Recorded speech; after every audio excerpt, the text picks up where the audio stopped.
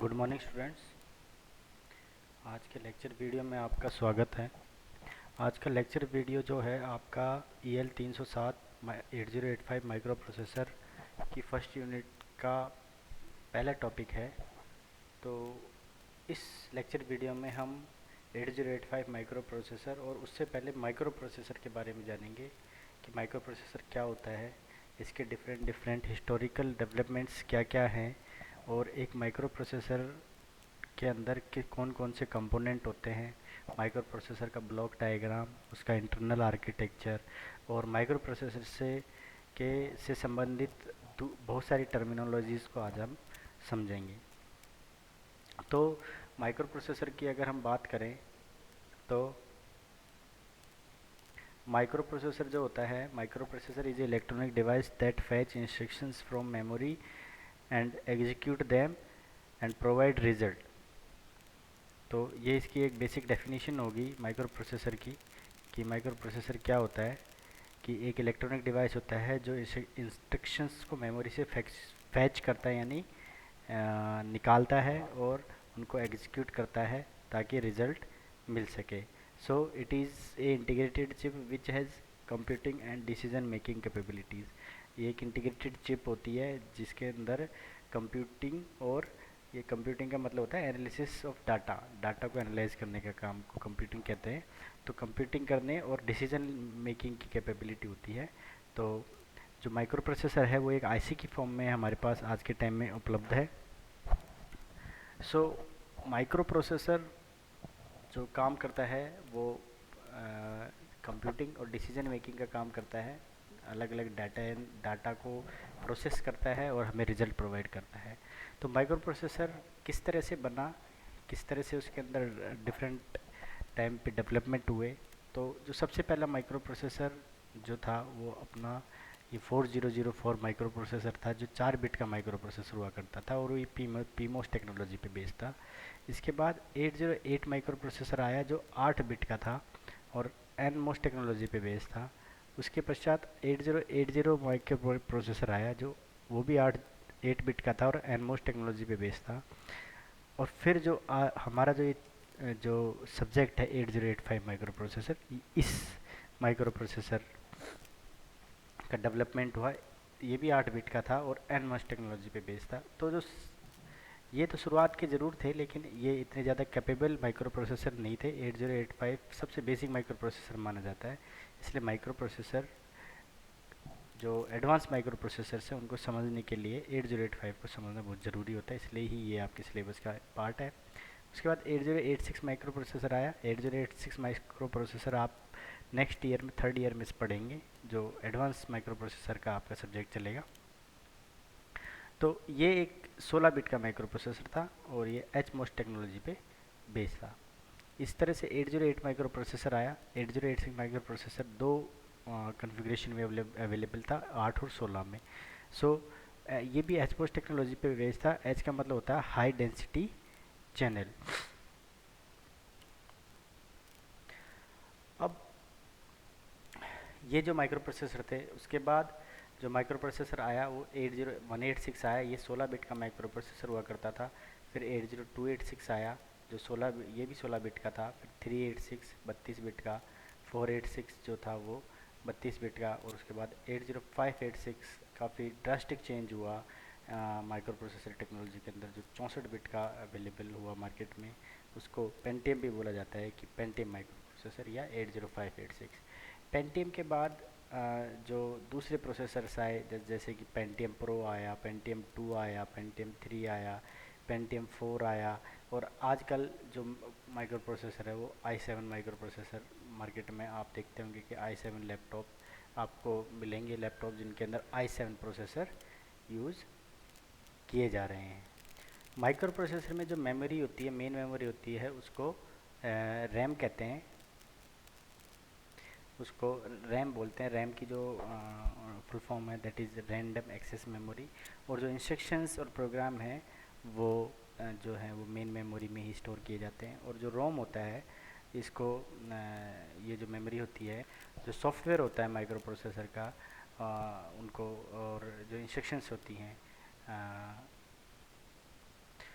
तो the software of processor installed and it come in picture only at the time of power switch on, जब हम power on करते हैं तभी ये सारी चीज़ें, क्योंकि जब भी हम कंप्यूटर को ऑन करते हैं तो कंप्यूटर को ऑन करने के बाद अपने आप जो कंप्यूटर स्टार्ट होता है उसकी विंडोज़ जो वगैरह है, जो उसको सॉफ्टवेयर कहा जाता है, वो अपने आप ऑन हो जाते हैं और अपना कंप्यूटर ऑन हो जाता है। तो सारी जो सिस्टम रिलेटेड इन्फॉर्मेशन है दैट आर स्टोर्ड इन रोम। अब ये माइक्रो प्रोसेसर की बात हुई, तो माइक्रो प्रोसेसर और माइक्रो कंट्रोलर में क्या फ़र्क है, कभी कभी ये भी पूछ लिया जाता है। तो माइक्रो कंप्यूटर की बात अगर की जाए तो microprocessor is the part of microcomputer. तो microprocessor input device plus output device plus memory, अगर इनको मिला दिया जाए तो आपका माइक्रो कंप्यूटर बन जाता है। जैसे यहाँ देखिए, micro processor, memory, output device और इनपुट डिवाइस, इन सबको जब एक जगह कर दिया तो आपका बन गया micro controller. So if micro processor work as CPU, अगर माइक्रो प्रोसेसर सीपीयू की तरह काम करेगा किसी कंप्यूटर में तो वो कंप्यूटर कहलाएगा माइक्रो कंप्यूटर। तो माइक्रो प्रोसेसर जो है वो हार्डवेयर और सॉफ्टवेयर का कम्बिनेशन है। ये देखिए, is a combination of hardware and software. तो नोट करने वाली बात है कि अगर एक micro computer on single platform then it is known as micro controller. ठीक है, माइक्रो कंप्यूटर अगर इस पूरे ये सारा सिस्टम जो आपको अभी मैंने ये यहाँ दिखाया है, ये अगर आपको एक ही प्लेटफॉर्म पर यानी एक ही मदरबोर्ड पर आपको फिट करके दे दिया जाए या एक ही आईसी की फॉर्म में सारी चीज़ें मिल जाए एक आईसी में, तो उसको बोलते हैं माइक्रो कंट्रोलर। तो माइक्रो कंट्रोलर आपके 8051 एक माइक्रो कंट्रोलर कहलाया जाता है, जो सबसे बेसिक माइक्रो कंट्रोलर है और बहुत सारे उसके एप्लीकेशंस हैं। तो उसको माइक्रो कंट्रोलर इसलिए कहा जाता है क्योंकि उसके अंदर माइक्रो प्रोसेसर भी होता है, इनपुट डिवाइसेस और मेमोरी और आउटपुट डिवाइसेस सब on a single platform available रहते हैं, इसलिए उसको माइक्रो कंट्रोलर कहा जाता है। तो a processor can not perform any task of its own, अपने आप कोई माइक्रो प्रोसेसर काम नहीं करता है, हमें उसको कुछ इंस्ट्रक्शंस देनी होती है, उसके अनुसार ही वो अपना रिजल्ट देता है। अपने आप कोई डिसीजन नहीं ले सकता है, ये डिसीजन जो हमारी जो कमांड्स होती हैं, जो हमारे जो इंस्ट्रक्शंस होती हैं उनके हिसाब से ही ये अपना रिजल्ट हमें देता है। तो ये हमें ध्यान रखनी है कि माइक्रो प्रोसेसर अपने आप कोई काम नहीं करता है। अब एक चीज़ और है, ASIC, कई बार आप इस चीज़ को देखेंगे कि व्हाट इज़ ASIC। ASIC जो होता है एप्लीकेशन स्पेसिफिक चिप इसको बोलते हैं, और ए प्रोग्राम्ड माइक्रो कंट्रोलर। देखो, मैंने अभी आपको बताया कि माइक्रो कंट्रोलर क्या होता है, कि माइक्रो कंट्रोलर एक single platform based micro computer होता है जिसमें आपका इनपुट आउटपुट डिवाइसेस, मेमोरी और माइक्रो प्रोसेसर एक ही प्लेटफॉर्म पर होते हैं। तो अगर उनके अंदर हम सॉफ्टवेयर इंस्टॉल कर दें किसी पर्टिकुलर टास्क को करने के लिए, किसी पर्टिकुलर एप्लीकेशंस को करने के लिए, तो वो जो पूरा जो कम्बिनेशन है, पूरी जो ये आईसी एक ही आईसी में अवेलेबल है, उसको बोलते हैं ASIC, यानी एप्लीकेशन स्पेसिफिक इंटीग्रेटेड चिप, और that is nothing but A micro controller. अब माइक्रो कंट्रोलर आपको अलग अलग टाइप के माइक्रो कंट्रोलर मार्केट में अवेलेबल है जो अलग अलग काम करते हैं, उनको एसिक चिप्स कहा जाता है, ASIC चिप्स। वो उनका काम केवल उतना ही है जितना उसके अंदर हम कोई प्रोग्राम इंस्टॉल करते हैं। तो कुछ जो आईसीज ऐसी होती है जिनके अंदर एक बार प्रोग्राम आपने इंस्टॉल कर दिया तो आप दोबारा उसमें कोई प्रोग्राम नहीं डाल सकते, और कुछ बहुत फ्लेक्सिबल चिप्स होती हैं, जैसे आप आर्डिनो ले लो, तो आर्डिनो में आप जैसा भी प्रोग्राम डालेंगे आर्डिनो उस हिसाब से आपको फंक्शन करेगा। तो वो एक फ्लेक्सिबल एक एसिक आईसी है और काफ़ी यूज़फुल, इसलिए वो आईसी कहलाई जाती है। सो अब माइक्रो प्रोसेसर और माइक्रो कंट्रोलर हो या माइक्रो प्रोसेसर, दोनों में ही कुछ कुछ चीज़ें कॉमन हैं और कुछ कुछ ऐसी टर्मिनोलॉजीज़ है जिनको आपको समझना ज़रूरी है। तो माइक्रो प्रोसेसर पढ़ते एक चीज़ का एक टर्मिनोलॉजी आती है बस, कि बस क्या होता है। तो बस क्या होता है, इट इज़ ए ग्रुप और parallel combination of metal wire that is used for interfacing between different devices. कहने का मतलब ये है कि आपके पास एक माइक्रो प्रोसेसर है, आप दूसरे डिवाइसेस से आपको कनेक्ट करना है। जैसे माइक्रो प्रोसेसर तो ये हुआ, ये आपका कोई बाहर से आपने कोई प्रिंटर, जैसे जैसे ये आपका सीपीयू है और आप कीबोर्ड के थ्रू कुछ भी एंटर करना चाहते हैं तो ये आपका आउट इनपुट डिवाइस हो जाएगा। अब आप इसके थ्रू कम्युनिकेशन किस तरह से करेंगे, तो इनके बीच में कुछ कनेक्शन लाइन होती है, मेटेलिक लाइंस होती है, जिनके द्वारा जो डाटा होता है, जो कमांड्स होती है, वो बिट की फॉर्म में ट्रेवल करती है। इन्हीं को बोलते हैं बस। So it is a group of parallel combination of metal wire, यानी उनका कम्बिनेशन होता है that is use for interfacing between different devices. ठीक है, ये बस होती है। अब एक टर्म आती है मशीन लैंग्वेज। मशीन लैंग्वेज क्या होती है, आपको इस चीज़ को समझना पड़ेगा कि जो हमारे जो माइक्रो प्रोसेसर्स होते हैं उनकी अपनी एक लैंग्वेज होती है जो हम नहीं समझते हैं। कि ऐसा नहीं कि हम जो भाषा बोल रहे हैं उसी लैंग्वेज में वो काम करता है। तो मशीन लैंग्वेज एक मशीन द्वारा समझी जाने वाली लैंग्वेज को कहा जाता है। सो इफ़ कमांड, तो एक कुछ बेसिक डेफिनेशंस है जो आपके पेपर में पूछ ली जाती है कि मशीन लैंग्वेज क्या होती है। तो मशीन लैंग्वेज बिल्कुल डिफरेंट लैंग्वेज होती है। डिफरेंट क्या है, वो उसको हम भी समझते हैं लेकिन हम उसको एक विजुअलाइज नहीं कर सकते हैं देख के, कि हम डिजिटल लैंग्वेज में जो पर चीज़ें देखते हैं, बाइनरी फॉर्म में जो जिस भी चीज़ को देखते हैं, वो मशीन लैंग्वेज कहलाई जाती है। सो अगर जो कमांड और इंस्ट्रक्शन है उनको बाइनरी पैटर्न में लिख दिया जाए तो उसको मशीन लैंग्वेज कहा जाता है, और ये मशीन डिपेंडेंट लैंग्वेज होती है। ठीक है, अब हम 0101 में तो किसी चीज़ को समझ नहीं पाएंगे। हम तो केवल अपनी जो लैंग्वेज है, चाहे हिंदी हो इंग्लिश हो, इसी चीज़ को, इन्हीं कैरेक्टर्स को समझते हैं और उनका मतलब समझते हैं। लेकिन 0101 का भी अपना मतलब होता है जिसको ये माइक्रो प्रोसेसर समझते हैं। तो ये जो माइक्रो प्रोसेसर जिस लैंग्वेज को समझते हैं और हम डिफरेंट लैंग्वेज को समझते हैं, इन दोनों के बीच के डिफरेंस को मिटिगेट करने के लिए, उसको हटाने के लिए डिफरेंट डिवाइसेस यूज़ किए जाते हैं जो उस एक लैंग्वेज को दूसरी लैंग्वेज में, यानी कि जो हम समझते हैं उसको असेंबली लैंग्वेज बोला जाता है। क्योंकि अगर बाइनरी पैटर्न जो होता है उसको हम इंग्लिश लाइक वर्ड्स से रिप्लेस कर दें जिनको निमोनिक्स कहा जाता है, तो उस लैंग्वेज को बोला जाता है असेंबली लैंग्वेज। यानी कि हम कुछ इंग्लिश जैसे वर्ड्स में अगर उसको कन्वर्ट कर दें तो हम समझ जाएंगे कि एक्चुअली ये इंस्ट्रक्शन क्या कहना चाह रही है, लेकिन वो बाइनरी में तो मशीन ही समझेगी। तो कहने का मतलब ये है कि हमारी लैंग्वेज है असेंबली लैंग्वेज जो हम समझते हैं, मशीन समझती है 0101, दैट इज़ बाइनरी लैंग्वेज। और हमारी लैंग्वेज को बाइनरी में कन्वर्ट करने के लिए जो डिवाइसेस यूज किए जाते हैं उनको बोलते हैं हम असेंबलर या इंटरप्रेटर। ये दो तरीके की टर्म आती है, आगे हम उसको ज़रूर देखेंगे।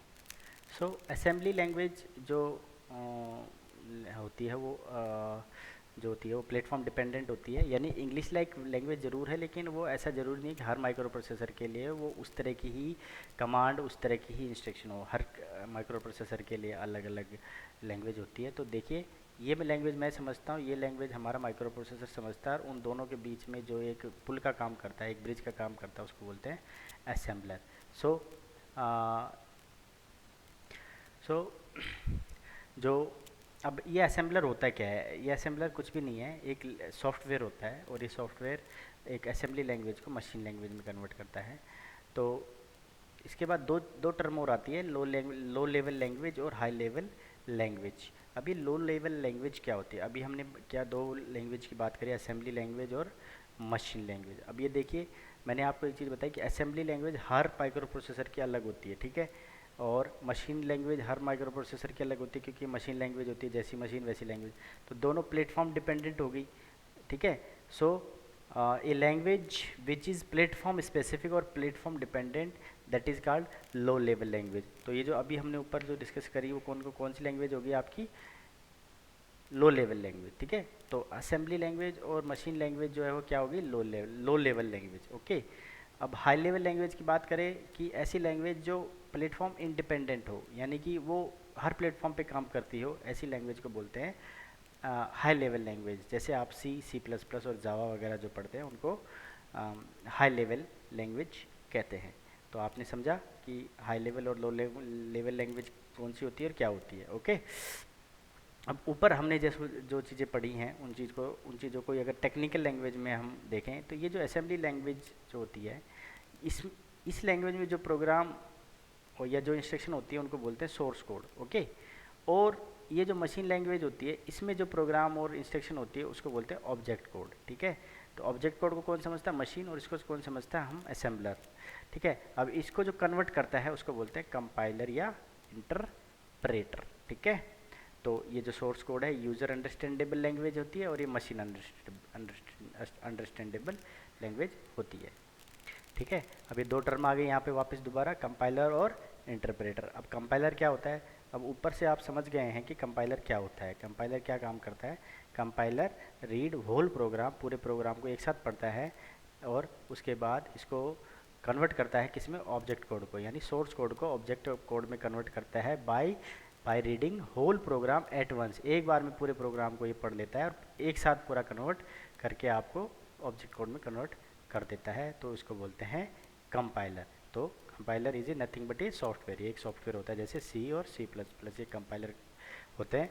और इंटरप्रेटर की अगर बात की जाए तो इंटरप्रेटर भी यही काम करता है, लेकिन ये पूरे प्रोग्राम को या पूरे इंस्ट्रक्शंस को, सारे इंस्ट्रक्शंस को एक साथ ना पढ़ के एक एक इंस्ट्रक्शंस को कन्वर्ट करता है, इसलिए इसको बोलते हैं इंटरप्रेटर। जैसे कि जो बेसिक एक लैंग्वेज थी उस टाइम पे, सो वो हमारा एक इंटरप्रेटर सॉफ्टवेयर था। ये भी एक सॉफ्टवेयर ही होता है, कुछ ऐसा हार्डवेयर नहीं होता है, सॉफ्टवेयर होता है जो हमारे सोर्स कोड को ऑब्जेक्ट कोड में कन्वर्ट करता है। तो सिंपल कंपाइलर और इंटरप्रेटर की में इतना ही डिफरेंस है कि कंपाइलर पूरे प्रोग्राम को एक साथ रीड करता है और इंटरप्रेटर एक एक इंस्ट्रक्शन को ऑब्जेक्ट कोड में कन्वर्ट करता है। ओके, अब ये कुछ जनरल टर्म हमने पढ़ी माइक्रो प्रोसेसर 8085 को पढ़ने से पहले, जिसमें हमने compiler, interpreter, assembly language, machine language, source code, object code, और जो माइक्रो प्रोसेसर का डेवलपमेंट हुआ 4004 से लेके पेंटियम 4 तक और i7 तक, ये सारी चीज़ें हमने अभी तक देखी। तो अब हम स्टार्ट करते हैं कि 8085 माइक्रो प्रोसेसर जो होता है उसके बारे में शुरू करते हैं बेसिक्स से। तो 8085 micro processor A, 8085A is A commonly known as 8085, इसको 8085 माइक्रो प्रोसेसर कहते हैं और it is based on NMOS technology, NMOS technology पे बेस्ड होता है और ये 8 बिट का माइक्रो प्रोसेसर होता है। आप इस चीज़ को ध्यान रखें, ये जो 8 बिट का फंडा है ये हम आगे बताएंगे क्यों इसको 8 बिट का माइक्रो प्रोसेसर कहते हैं। और जो instruction set of 8085 micro processor is exactly common जैसा इंस्ट्रक्शन सेट ऑफ 8085, इनका इंस्ट्रक्शन सेट एक जैसा होता है। 8085 और 8080 माइक्रो प्रोसेसर है दोनों का, बस फ़र्क इतना ही है कि 808 माइक्रो प्रोसेसर के अंदर रिम और सिम इंस्ट्रक्शन और ऐड कर दो तो आपके 8085 का इंस्ट्रक्शन सेट बन जाता है। अब ये सेट क्या होता है और इंस्ट्रक्शन क्या होता है? देखो, हर माइक्रो प्रोसेसर को काम करने के लिए कुछ इंस्ट्रक्शंस दी जाती है, उनके पूरे कम्बिनेशन को इंस्ट्रक्शन सेट कहा जाता है।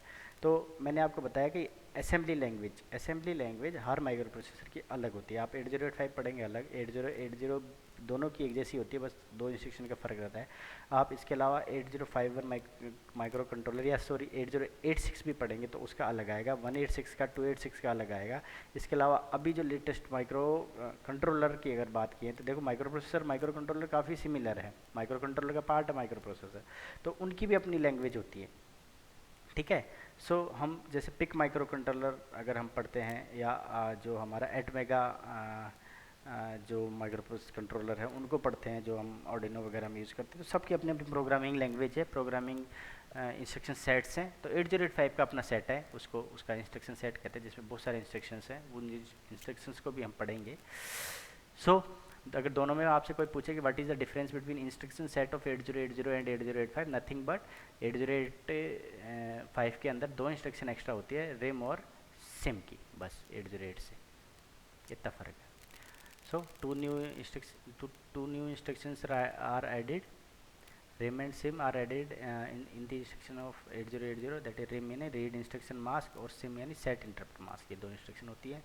और अगर हम देखें कि what is the bit of micro processor, अभी बात की थी ना 8 बिट का होता है ये, इस चीज़ को हम ज़रा समझते हैं कि ये क्या होता है, क्या बात होती है कि 8 बिट का माइक्रो प्रोसेसर।